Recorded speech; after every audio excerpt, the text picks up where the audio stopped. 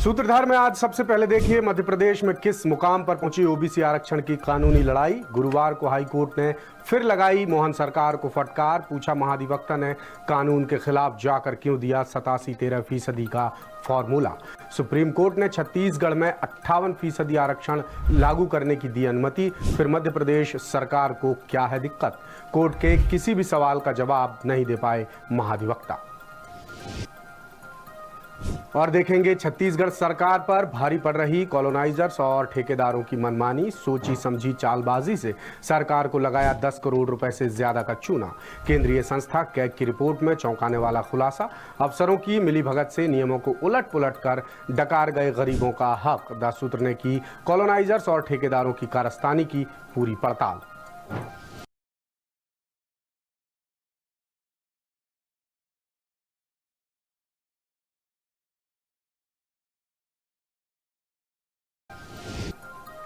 और देखिए छत्तीसगढ़ विधानसभा में फिर गरमाया महतारी वंदन योजना का मामला। कांग्रेस विधायक का आरोप, योजना में बुजुर्ग महिलाओं के साथ किया जा रहा धोखा। 500 रुपए काटकर मिल रही सहायता राशि। विभागीय मंत्री का जवाब, हितग्राहियों को दी जा रही अंतर की रकम। साथ ही बताया कब तक पूरी होगी रजिस्ट्रेशन प्रक्रिया।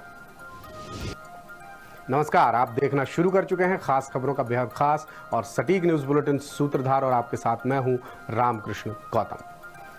मध्य प्रदेश के महाधिवक्ता ने कानून के खिलाफ जाकर क्यों दिया 87-13% फॉर्मूले का अभिमत। ओबीसी कोटे के 13% पद किस आधार पर होल्ड किए गए।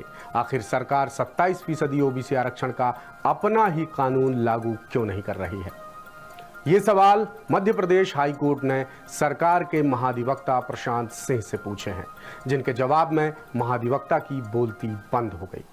फिर भी मरता क्या न करता की तर्ज पर उन्होंने शिवम गौतम बनाम मध्य प्रदेश सरकार याचिका पर 4 मई 2022 को पारित अंतरिम आदेश का हवाला दिया कि इसी आदेश की वजह से ही ओबीसी वर्ग की नियुक्तियां रोकी गई हैं।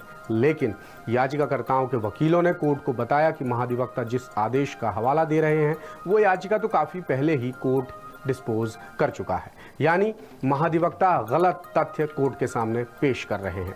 कुल मिलाकर सड़क से लेकर सदन और हाई कोर्ट से लेकर सुप्रीम कोर्ट तक ओबीसी आरक्षण की आग तेजी से फैलती जा रही है और कानून सरकार पर लगातार सख्ती बरत रहा है। फिर भी मामले का कोई ठोस नतीजा अब तक नहीं निकल पाया है। आखिर क्या है इसकी वजह, कोर्ट में किस तरह खारिज हो रही सरकार की दलीलें और आगे क्या दिख रही हैं संभावनाएं, बता रहे हैं जबलपुर से हमारे विशेष संवाददाता नील तिवारी। 27% आरक्षण की बात, पिछड़ा वर्ग की बात हुई, हाई कोर्ट ने आदेश दे दिया 13% होल्ड है। होश में आओ, होश में आओ। 27% आरक्षण लागू करो, लागू करो, लागू करो। लाखों अभ्यर्थियों के साथ इस प्रकार का अन्याय, दोहरा मापदंड क्यों अपनाया जा रहा है। ओबीसी के पदों को भी जो इसमें पूर्ति की जाए और उनको भी आरक्षण का जो है लाभ दिया जाए। माननीय न्यायालय की तरफ से इसी प्रकार की कोई भी रोक नहीं है। माननीय अध्यक्ष महोदय, भाई आपका कानून है, आप इसको क्यों लागू करना नहीं चाहते। सरकार की नीति और नीयत पर गंभीर सवाल उठाए जा रहे हैं।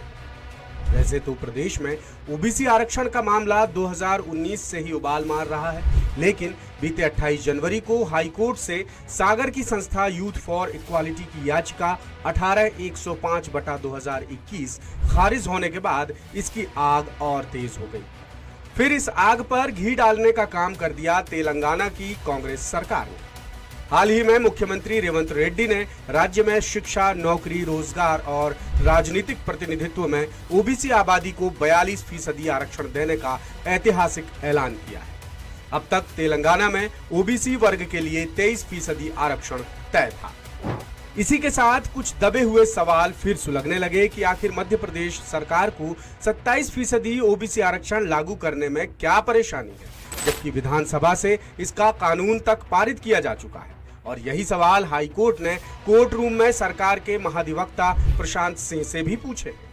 कोर्ट ने सख्ती से जवाब मांगा कि महाधिवक्ता ने कानून के खिलाफ जाकर